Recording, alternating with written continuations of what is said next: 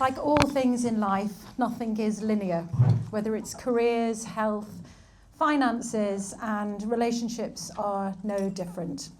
Whether it's our life partners, our relationship with children, parents, friends, colleagues, they all require reflection and recalibration, especially in midlife. So this panel is all about the choices we have to make and the actions we can take.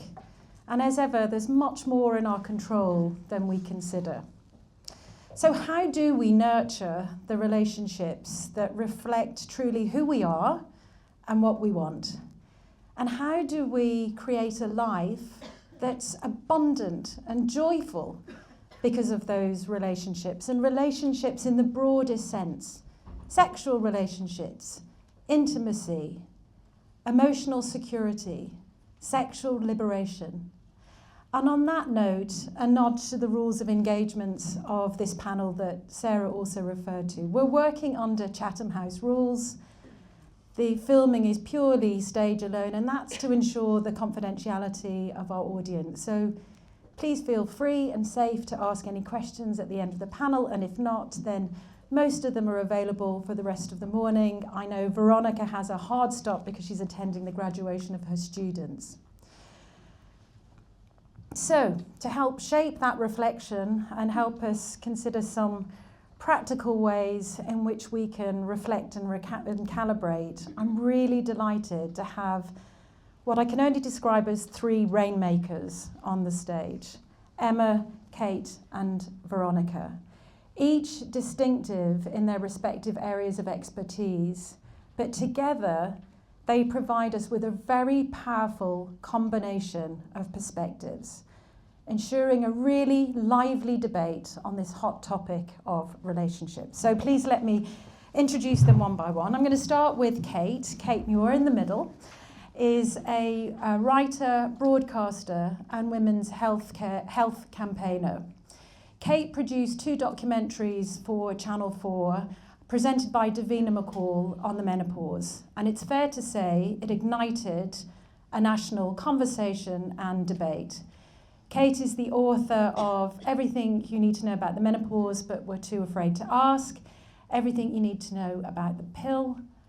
Kate's craft is as a journalist, former foreign correspondent for the New York Times, chief film critic for the Times, and her latest book is here with me, How to Have a Magnificent Midlife Crisis.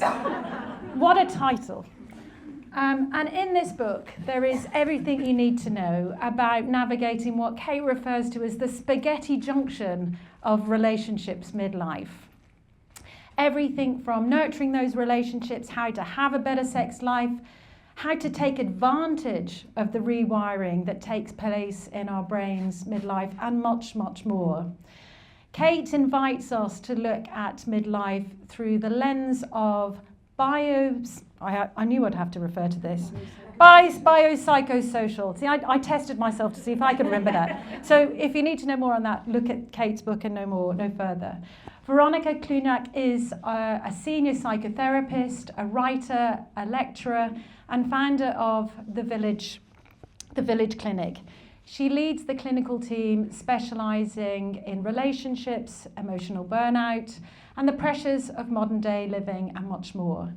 Veronika's work integrates neurobiology, psychology, and anthropology, and the real lived experiences of contemporary relationships. I was introduced to all of these ladies very briefly last week over Zoom, and having read one of Veronika's recent articles, one particular line really hit home. And it was in her article entitled Relationships Change Over Time. I'm going to read it out. Over time, many long-term couples slip into an efficient choreography of logistics, childcare, admin, work, and money. From the outside, it can look like stability. On the inside, it can feel like 2 people running a life rather than sharing one. So from my personal perspective, that definitely resonated. Last but not least, we have Emma Sayle. Emma is one of the UK's leading female entrepreneurs.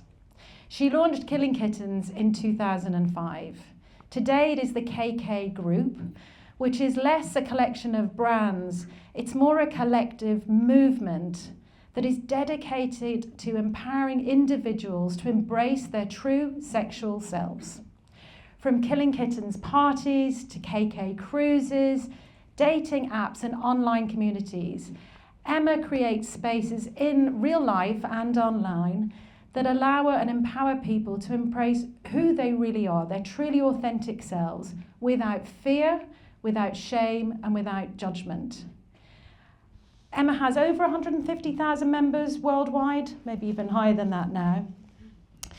And having met Emma again briefly online, I can only say that her energy and conviction is matched by her unapologetic demand and determination to change the narrative around female empowerment in this space.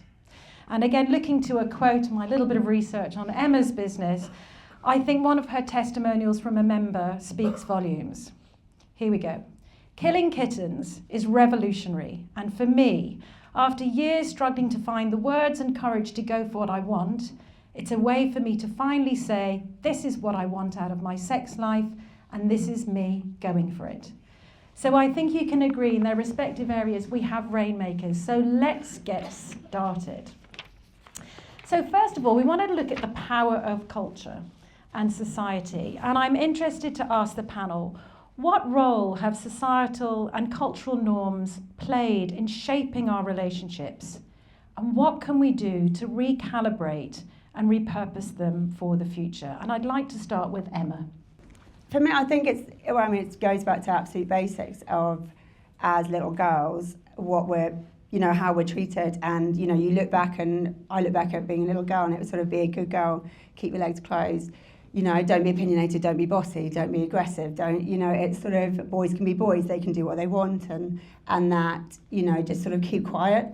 I think that, that messaging as kids, well, my childhood, and I think most people in this room will probably agree, is that shame, and that you can't talk about anything to do with sex or really relationships, and our whole sort of be all and end all was about, when you grew up, you wanted to find a man and get married. That was success. That was, I remember going into my early 20s and, into London, and it was sort of a lot of my girlfriends, were finding men and getting engaged in their early 20s, and I thought, what is wrong with me? It was kind of, they're so successful. I look back now and go, thank fuck, because most of them are divorced. So I think, that messaging, there is so much shame in little girls, and that you can't do what boys do. And, they say now that by the age of 7, still, girls don't think they can do as much as boys. And I find it extraordinary. I've got a little girl who's 7 and another one who's 9, and a boy who's 11, and I'm watching and I'm seeing when, I was fascinated to see when this messaging starts, because it's obviously not at home, and it's already coming in. And I think, it's that basic combined with, the really awful sex education we get. And apparently they're still using the same diagrams and videos as I had 30 years ago to, oh, look, it's a penis in a vagina, and the end point of sex is ejaculation, and that is sex. And it's, it's still so male. And I think that, that's where it starts.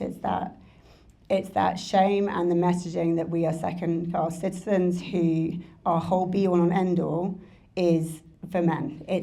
We're pitted against each other to compete for men. We're pitted, for jobs. It's that, competition against other girls, against other women, against, because you're in a man's world.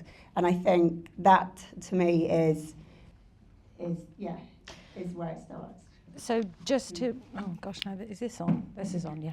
So just to talk about, we had a conversation in terms of, if that's the setting and the context, what to do about it. And you said it's simply to give less of a fuck. Like literally unapologetic, on your own terms. How do we reframe the narrative in your own head? Because that's where change starts. So just kind of move forward. If that's the context, what do we do about it with our children, with ourselves? Yeah, it is. I think everyone looking around in this room, the hormones have kicked in. the stage, the perimenopause, kind of, there's a few young ones at the back there. And that, you do stop giving a fuck. It's sort of that estrogen of caring and having empathy to look after everyone around you and to be that, oh, you know, I'm going to take care of you and that. You stop giving that fuck and go, no, I'm, you know, what about me? And I call it being unapologetically selfish, which again for girls and women is seen as a bad word and a negative thing. You know, how dare you be selfish, and you shouldn't be selfish, and actually you really should be selfish. And look at you, and there's that, you know, that saying, remember who you were before the world told you who you should be, which is one of my favourite expressions. And it's sort of, if you think, you know, at what point do we lose ourselves? And we lose it to everyone around us giving a fuck, to make sure everyone's all right. And I think it's standing back and going, well, hang on a minute, what do I want? And that's in everything. It's sort of, again, because we, you know, when it comes to the sex lives, I talk to a lot of girlfriends about that.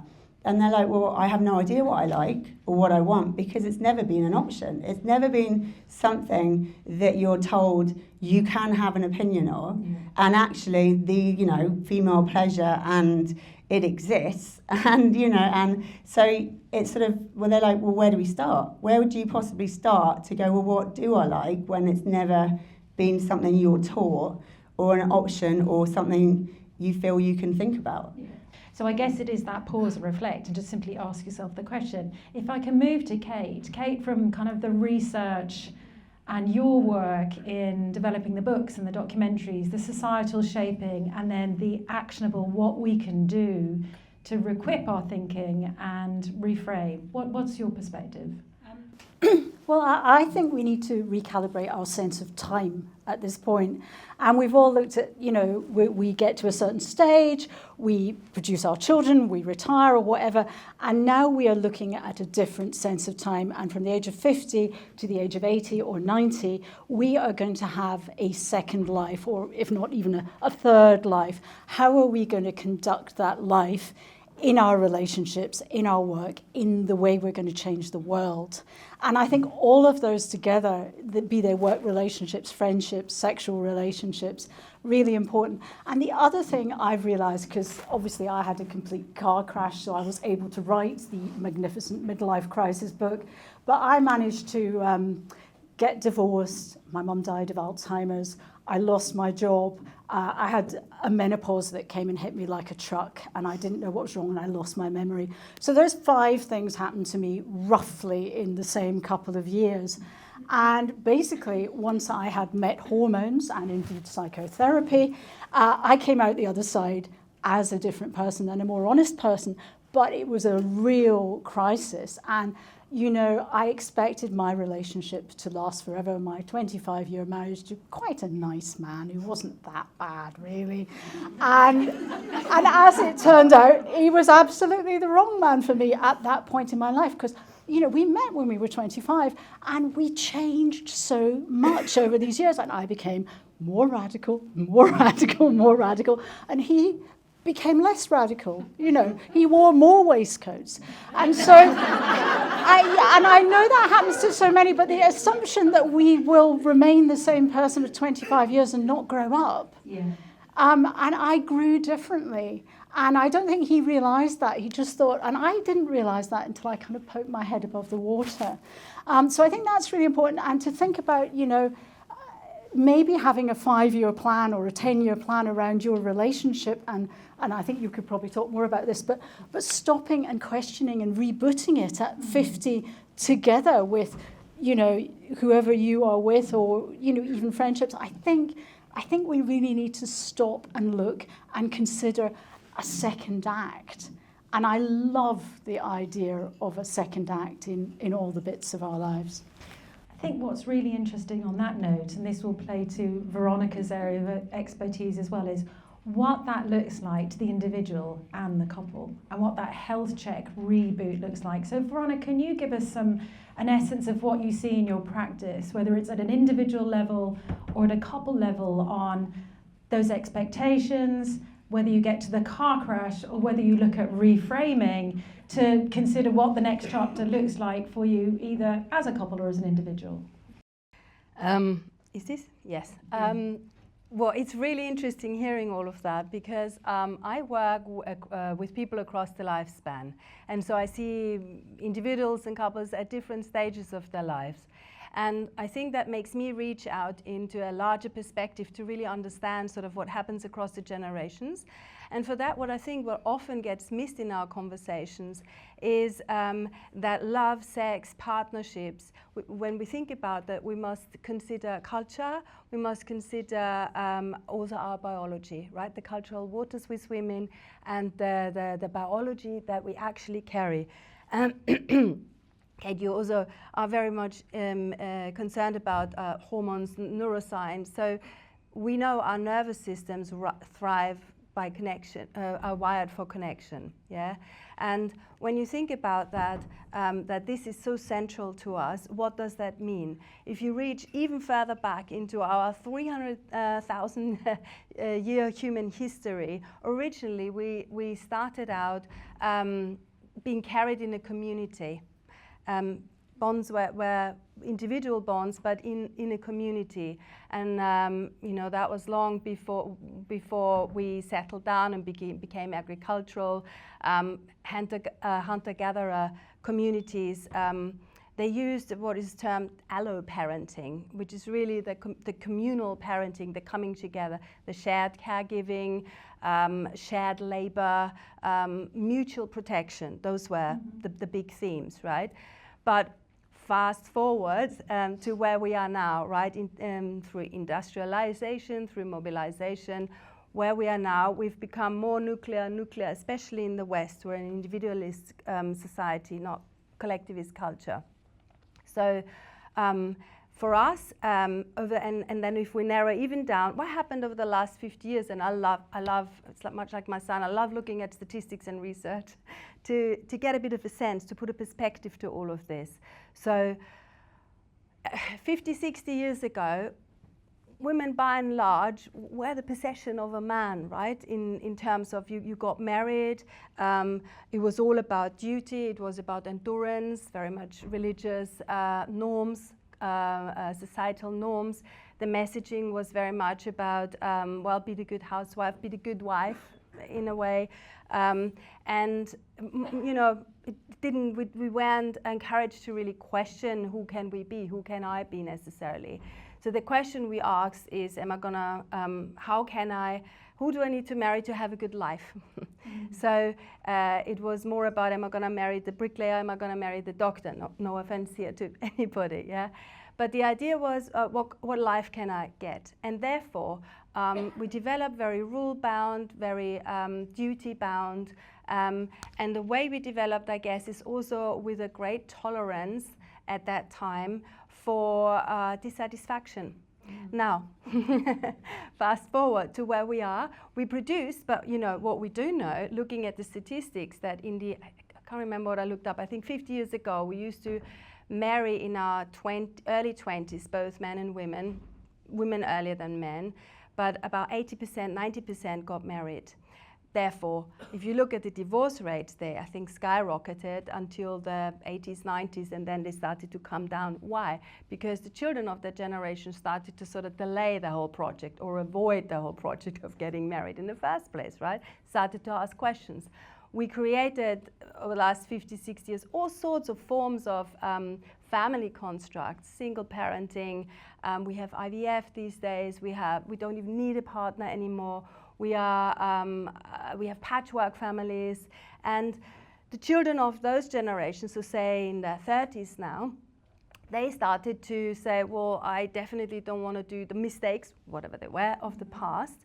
Yet they still grew up a lot with these cultural norms, right? They grew up with who you should be in a relationship, what that means, the values, the beliefs that are behind that. So where we find ourselves now coming forward into our midlife, where everything is much more, life has changed on the outside, but also on the inside, where we find ourselves very much is in a position where it is about the individual. We started to ask a new question from what life can I have to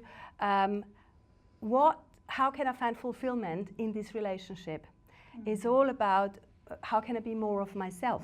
Right, and that's in a way also what we are trying to ask here. The question. So I think the interesting point there is you talk about the the acceptance or the recognition that you can be tolerant or okay or with relative dissatisfaction with the life to create the life that you want, and it speaks to Emma's point about being unapologetically selfish, and I would argue that that's not selfish, that's kind of self-care, but it pivots the whole perspective from the life that you want, as in to create, to what feeds me. Where I am more empowered and have more control over directing and calibrating something that suits and serves my purpose. So on that note, if we're talking about self-reflection, as Sarah alluded to, we start with the relationship we have with ourselves and having some agency in that debate and dialogue. And so if I were to do some sort of audit of my own relationships, assessing what it looks like and addressing kind of what I want, where would you, from your relative areas of expertise, start? Any tips, kind of practical on, all right, well, we can see society's framed us in this way, things have shifted, but where do we start? How do I look at it? And I might start, let's start with Emma again. Am I going to fuck up the mic again?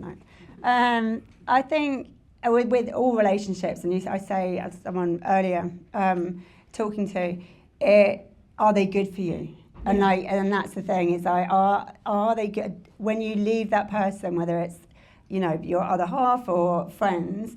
Do they make you feel good about yourself? And it's so easy to sit in relationships because they've been ages. You've had them for years. I've been best mates with them since school. Doesn't make it a good relationship at all. And actually, often the most toxic relationships and the ones that are the worst for you are those closest ones to you that you've had a long time. And what I find a lot is if you want to change and grow, and whether that's to launch a new business or leave a job or leave a relationship, actually the worst people to ask for advice are the ones closest to you, whether that's family or friends, because what you're doing is threatening the dynamic. You are threatening their comfort zone and what they know. And they are used to you being a certain person in a certain role, and often that's in a couple. And a lot of your friends will be couples, because I find a lot, I love friends of all ages and nationalities and relationship statuses, and if I have dinner parties, there might be 3 girls and 10 guys one time. There might be, but some people have to have couples, and that's it. They can only have couple friends. And the minute a woman, you say to one of your girlfriends who you think you've been best mates with for 20 years, oh, I'm really unhappy in my marriage, they're the worst person. Because what they don't want is a single woman in the ranks of their happy couple group of friends. So, can I add to that? Because again, I don't know whether this is just me, but from friends in my social network, those that are divorced, the women that are divorced have a tougher time integrating into that existing dynamic with multiple couples than the men. Male divorced men are fine. Divorced women are somehow a threat. They get locked out. And I love your idea that you've got to question your tribe. I think everybody knows the power of your tribe and your network. But when you are at that point of inflection, you've got to go, are these people, you're not saying discount them or discard them from your life, but are they serving my needs now for my next chapter? So sorry to interrupt, but I just thought that whole dynamic thing is a bit of a... as Kate said, you become different people and you grow, and I think it's constantly... I'm always finding shiny new people. I've got a shiny new friend. And as Mum says, you collect people. I just love people. And it's that also another thing, that, and I think, women can be really bad at is because it's that you need to find a man and you put everything on that one person. And it's like, oh, they're my best mate, they're my soulmate, they're my this, they're my that. And they're literally your one person for everything. And that expectation for this person to be everything, it just is not sustainable. It's not, and then the minute they go, they let you down on one tiny aspect of that everything, it's sort of that resentment, they failed. And especially if it doesn't work out, it's like they're on, I always say to, all my girlfriends, you've got to have girlfriends, or you've got to have mates, you've got to have your hobbies, you've got to have the things you do. And because, if you start going out with someone and 3 years later it ends, your life doesn't change. you know, you've got your routine, you've got your friends, you've got the things you do. Yeah. And I think women can be really bad at dropping everything for a man. Yeah. I think we'd agree there. Please, Kate, jump in now. We're in free for all now. When you were talking about the friendships and divorce and the kind of way I conducted this, which was of course very badly and rushed off, you know, and got a flat on my own and all sorts of things like that. But I realised talking, is that working? Yeah. I realised talking to, you know, like when you get divorced and, you know, some people go to that side, some people go to that side, you're the bad one or he's the bad one or she's the bad one, whichever. And you realise that your friends hate that. And they don't really necessarily feel that, most of them, if they are good friends, and they have been good friends, but they are these couple friends you were talking about. And I was talking to one of my friends who I kind of got back together with about 8 years after I got divorced, because her husband was the best friend of my husband. And she said to me, we were sitting there, and she said, we just haven't seen one another enough. It's been awful. She said, we were collateral damage in your relationship. And, you know, they saw it as us destroying the holidays we'd gone together, you know, and a lot of people really get hit. You know, they've been with you as a couple for 20 years as the other couple, and you've broken up with them as well, you know. And I didn't sort of understand that, and I didn't understand that I was breaking up with my whole family and all those networks. You think you're breaking up with a man or a woman, but you're breaking up with this huge web of people. And if you knew how brave you were going to have to be to negotiate that web, you probably wouldn't do it. But I don't regret it at all. And indeed, I ran away to City Hall in New York in November and got married to my new husband, Cameron Scott, who's a lawyer I met when I was 17 at law school. So, you know, these things happen later on in life, and you do recalibrate your relationships. But I do think it's tough. And the best thing is the friends that walk you in the park. Yeah. And I walked one of my friends for 4 years through her divorce, and she walked me through mine, and in fact a couple of friends and some older friends as well. Yeah. And the wisdom of the older woman, you know, was really great. So I think that's all the relationships. Yeah. So, and of course, these things are never binary. So there are a couple of things that I'd love Veronika to pick up on. One is the kind of the landscape when you are facing this audit, assessing all manner of relationships, whether you're going through a divorce or it's at an inflection point or not. But Emma also mentioned something which particularly struck me based on our conversation, which was expectation. So our expectations of relationships and the roles we play in them sometimes are unrealistic. And I guess particularly with regards to a life partner, and I know we talked about that. So the expectation piece, Veronika, what's your view on that in terms of what's realistic and idealistic and what compromise might look like? Yes, exactly that. I was picking up on that, and I thought it's really interesting. We love to fix. Who doesn't love to fix? It's not just men who love fixing. We love fixing, don't we? Let's be honest here. But I think the problem here is that inherent in this situation is with all these demands like you were talking about, right? It's just too much. It's unfulfillable at this point, since we've moved from a community to everything needs to be fulfilled by one person. So we've moved from, we try to resolve something when really the key word here probably needs to be navigate. How do we navigate it, right? And how do we navigate it better? And you talk about idealism and realism, and that's really, I think of it even as three pillars: idealism, realism, and what's the growth opportunity in it, right? The idealism is everything we were just talking about, what we carry in our beliefs, in our genes, in our long human history, in our, current life position. We live in a much more global world, so much more to negotiate, right? Life changes, etc. But when we do an audit, it really is about starting to slow down first, I guess. That's the first point, right? To learn to slow down. When we run into a problem, our usual habit is to go faster. Fix it, go faster. what we need to do, and Kate is nodding, is slow down and really having a good check, really starting to I use a 3R recalibration loop framework, right? It's a loop, so you need to do that over and over again. And it is really about starting to slow down first, and then you reflect, and then you start to renegotiate, really. That's what it I think the 3 R's is a great way, that kind of reflect and renegotiate.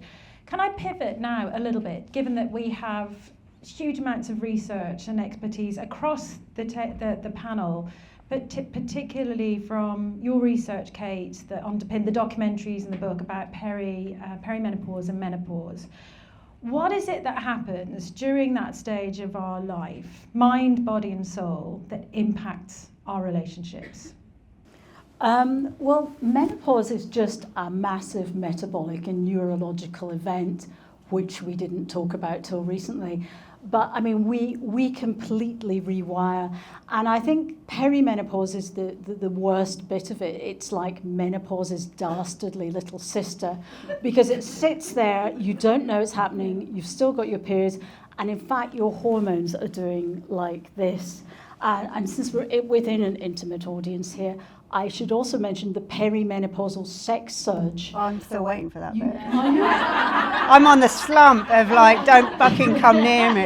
Yeah. Anyway, if you were having the surge, Emma, which not everyone gets, but really interestingly, because the two main hormones disappearing around 50 for most people at menopause are estrogen and progesterone. And your progesterone, your calming, loving, mummy hormone, is going down like that, and you increasingly throw things at people, and you can't sleep.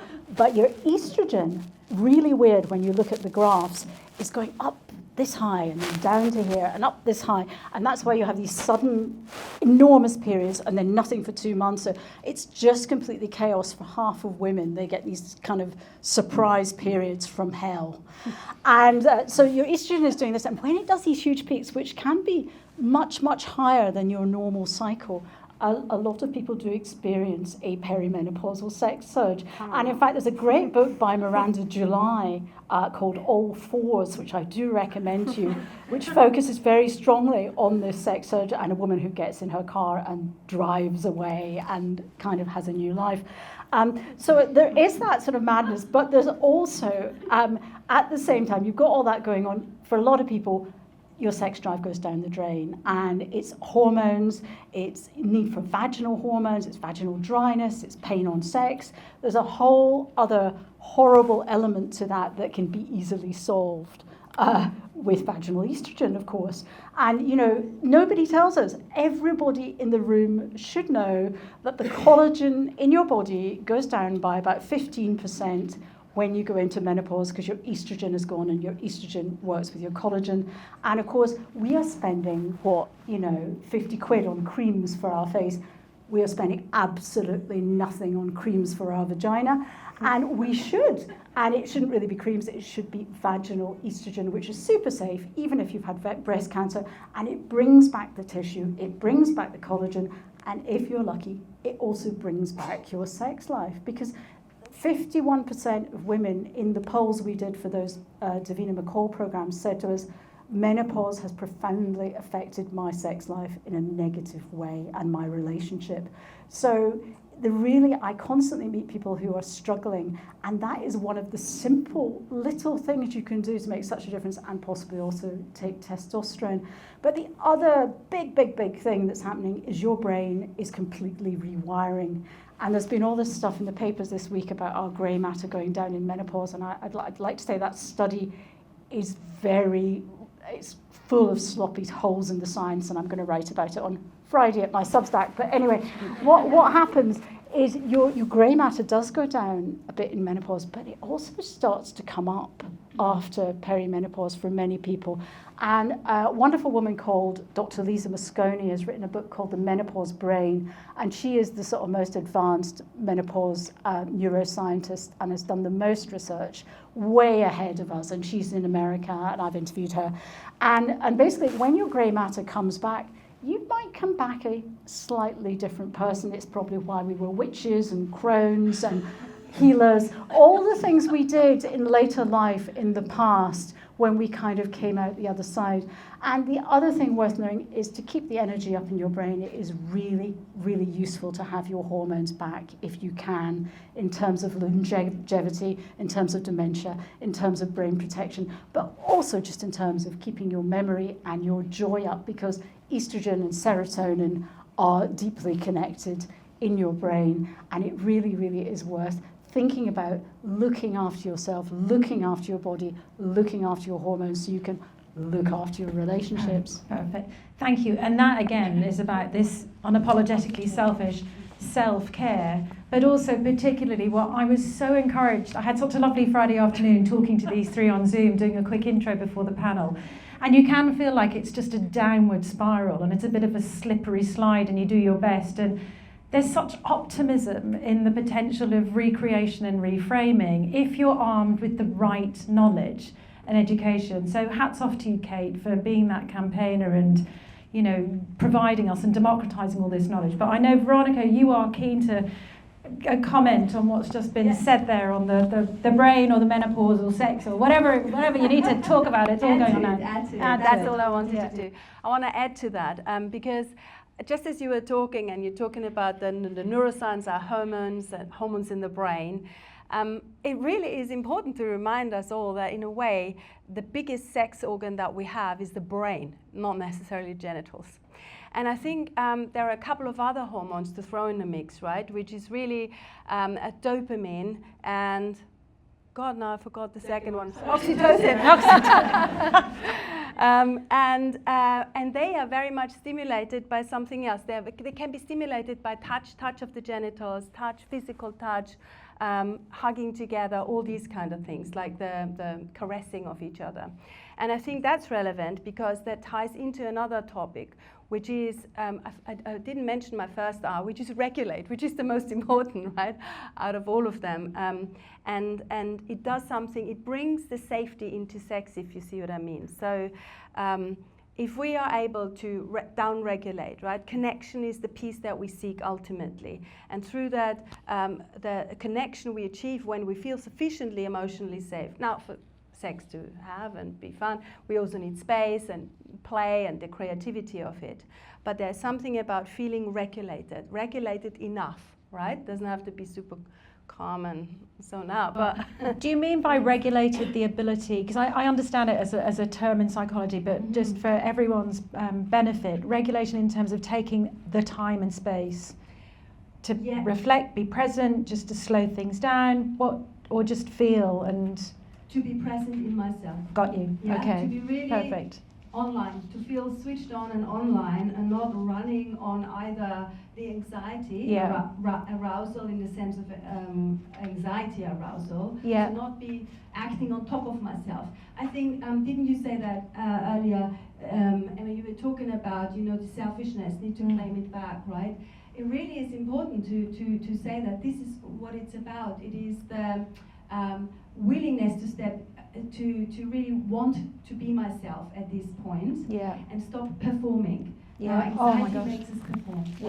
So that does bring me brilliantly back to Emma, because we had a chat about the expectation after a fairly tough day of someone, you know, kids are arguing and kids gone to bed and the husband's like, right, come on then. And you're like, no, that's not, it doesn't feel. Emma, can you talk about, if you can remember our little kind of sharing our anecdotes of... I always say, and one of the first things I told my husband when I met him was that my biggest sex organ was my brain. And yeah, if he wanted down there, then up there. So often, I'll be like, brain, James, brain. And he knows what I'm talking about. And he... And it's that if you're in, you know, I've got 3 kids and in knackered mum mode, you know, at the end of the day and you've done everything and you've all been at sports clubs and you're, you know, been working and home in bed and, you know, he comes up the stairs going, so, I'm like, absolutely not. And it, you know, and I say to him, all it needs is just go on a date, you know, organise a date. It's like 2 hours in a pub or something. The minute I'm out the door and you're dressed up, and you've got a glass of wine in hand, or don't drink, you know, as minute you're out and you suddenly can flick that switch in your brain from mum mode to hot wife mode, then you know, and someone is listening to you and seeing you as a woman, and not the housekeeper, the mum, the personal PA, the operations director of the household, then you're on. The switch is on, and you're sort of in that mode. And I think it's easy.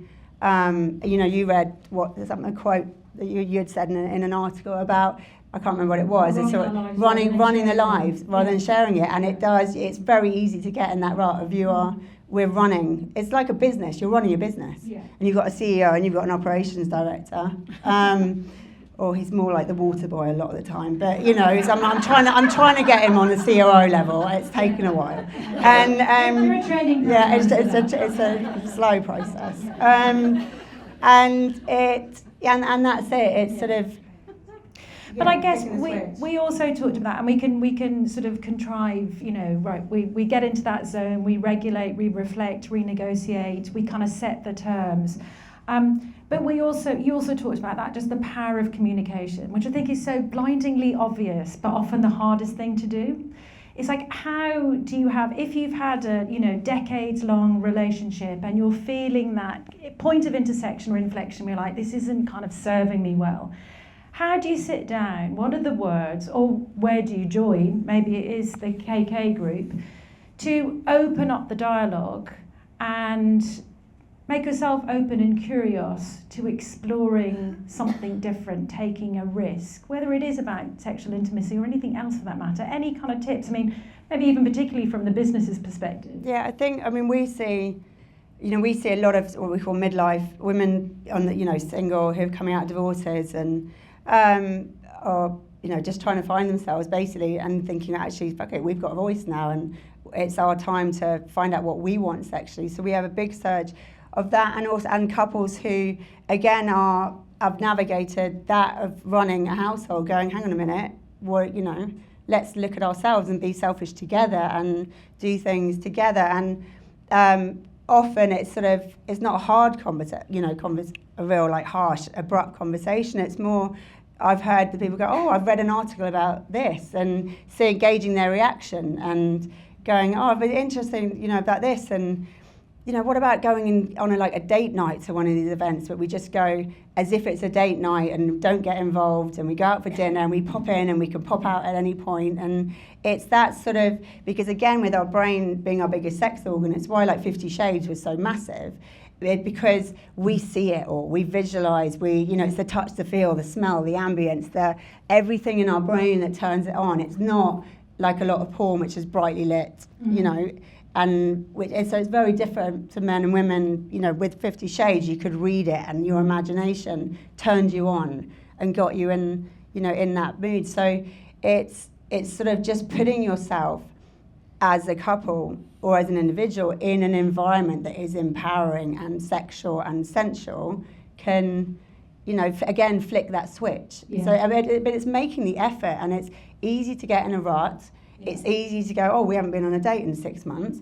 I mean, anyone that says, oh, something, we haven't had sex for 6 months. I'm like, how have you got to that point of, I'm aware that, it'd be quite easy for me to not have it, but I'm aware that, men have needs, feed them, shag them, give them attention.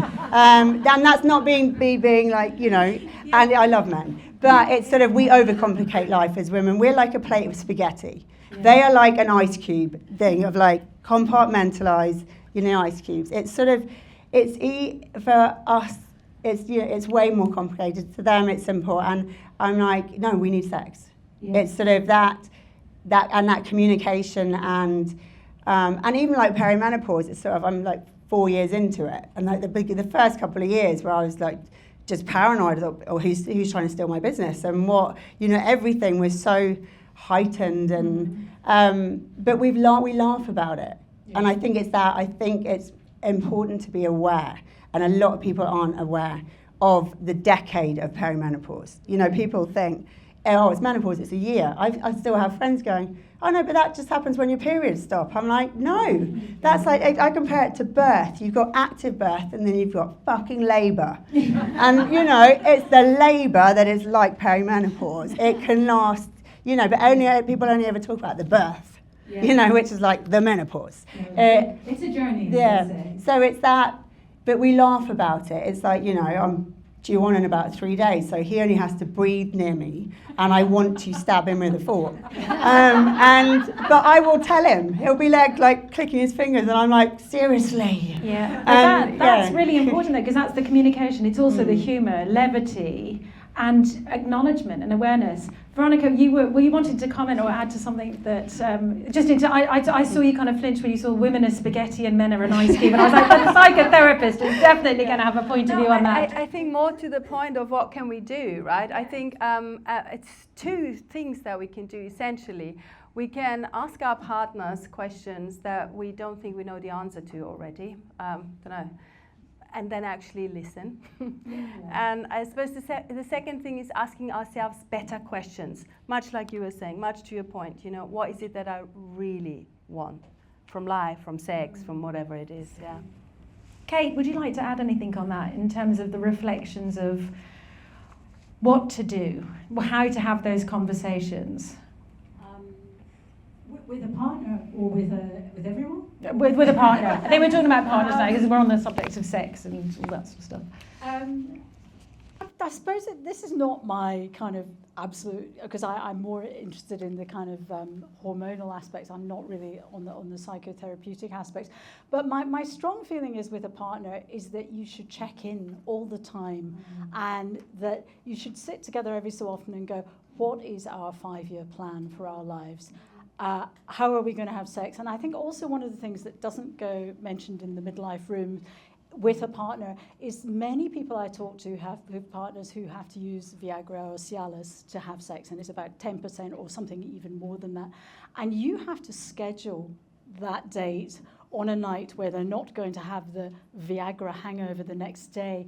And it really is thinking about the man and how he's going to deal with that, how you make that comfortable for him, how, you know, and it really is increasingly part of the deal as we get older, and nobody likes to bring it up, but it's actually fantastic. It's also, Viagra and Cialis are really, really good for your heart and your blood vessels and all that. So if you've got someone who, you know, I mean, you're out there dating. I mean, I was going to say a little bit actually also about dating, because after I got divorced, about 3 years later, I went on the app, and at that point, there was a really nice app that the Guardian had, Guardian Soulmates, and you spent hours and hours emailing people with details of the Victorian novels you liked and stuff like that, and you could put up terrible pictures of yourself, and no one cared, and the men would, you know. Anyway, I thought, right, this is awful. I'm a journalist, and I wasn't going to report on it, but I thought, think about it in the way you would as an investigation. And also I thought, I'm going to write a book. And I thought, well, I'll date someone every week. So I went and had a coffee or a walk or a drink with all different people. I met fantastic people. And I looked upon each one of them as a story rather than, will they fancy me? Do I fancy them? Is it a thing? Isn't it a thing? And, you know, I met a deep sea diver. I met a librarian. I met a documentary maker. I met a Quaker. I met a psychotherapist. And I also met an expert on the Masons, who was an Italian chef as well. And, you know, all these amazing people that I met, and I really enjoyed, and I stayed friendly with some of them as well, but we didn't date. And I just think the way people look at the apps and the horror of them and the swiping and the bikinis at 55, oh my God, you know, maybe if you look at it as a bit of fun and a game, and also your friends every week want to hear that story. Yes, I'm sure. And the worst one was I arranged to go for a walk on Hampstead Heath with what looked to be a very handsome man who turned out to be at least a foot shorter than he said on his profile, which I was fine with. But he didn't ask the name of my dog. And I thought, well, that is it. Deal breaker. Total deal breaker. But I think that's really encouraging, because there's a fear. I mean, there's an anxiety if you are going back into the dating scene as a single woman in her late 40s, 50s or 60s. It's frightening. But as you're both saying, it's like, set the expectation bar, not at this binary construct of I'm meeting the next partner in my life, but if you remain open and curious. I mean, I think the intimacy at that second stage of meeting somebody is a whole other discussion, which is why I just want to check in on how we're doing for time Does anyone have an idea how much we're overrunning? Because I know my watch is breaking. A lot, right. So I apologise for that, because I'm going to blame it, 5 minutes, brilliant, thank you, Freddie. I'm going to blame it squarely on Sarah, because she kept us over, and I know Veronika has to run. So I want to open it to the audience, if anybody feels like there is a burning question. If not, I've got a ton more questions. Please, the lady in the front, the gorgeous green suit. I thought you were all fantastic, so thank you for that. I have a question for you, Kate, because you mentioned something at the beginning about you lost your memory. Oh, yeah. How did you get it back? So it began, sorry, I'll do it. What happened to me was I was a film critic at the Times, and I was remembering 350 films a year, and I'd think, oh, I've forgotten the name of that producer and that secondary actor, but that's okay. And I just thought it was overload. And then I was home one day, and I was writing a shopping list, and I thought, must shave my legs. And I wrote down the word shaver, and I sat there going, there's another word for the thing in the bathroom. What is it? What is it? And then 15 minutes later, I remembered the word razor. And actually, I went into complete panic, because I'd been hiding from myself the fact my memory had these gaps, and I'd be talking like this and suddenly stop, because I'd forgotten my train of thought. So I was terrified, and it was my secret terror, because my mum had died of Alzheimer's, and I'd watched her lose noun after noun after noun over kind of 5 years. And then, so I rang all my friends, and this was 10 years ago, before we all had HRT, before the NHS, before everything about menopause was known. I just thought it was hot flushes, didn't think it had anything to do with memory. And obviously, all my friends, many of whom were senior editors on various newspapers, said, oh, we've all been getting HRT privately, it fixes your memory. I said, how do you know that? Why don't we write about that? Why haven't we discussed it down the pub? And then I made documentaries about it. But within a week of getting my hormones back, I literally got my memory back. The estrogen was fueling my brain again. The progesterone was calming it down, and I had testosterone as well. I was the same with it too overnight. And I also had heart palpitations. They went away the day after I started taking HRT. So that miracle in my own life, and it really felt like a huge miracle, made me go out there and campaign. So I think if anyone is struggling with brain fog, get help, get action. Don't sit there and let it happen to your brain.